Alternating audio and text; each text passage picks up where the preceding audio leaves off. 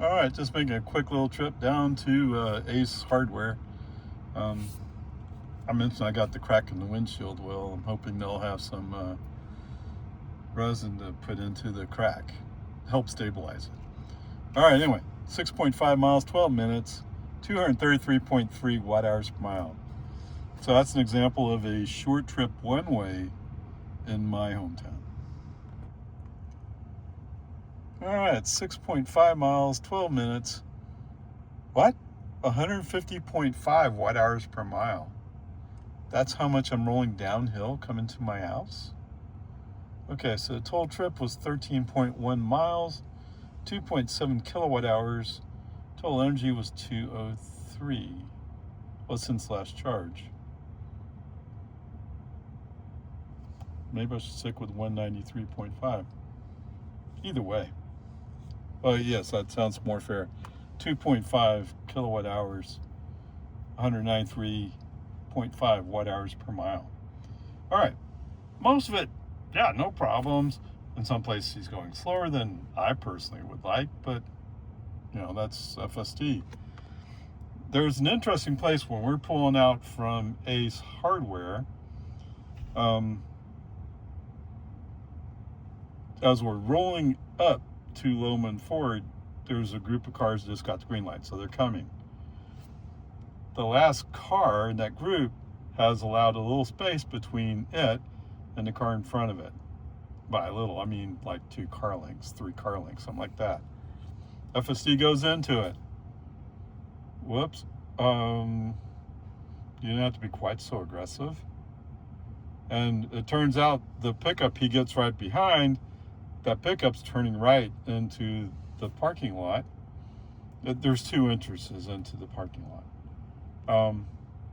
So FSD is saying, oh wait, I better go left.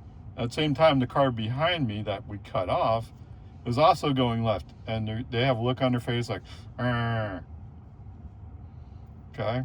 And because the rest of the way we're going at under 40 in a 45 zone, that is up until we hit the high school. That person was getting a little frustrated.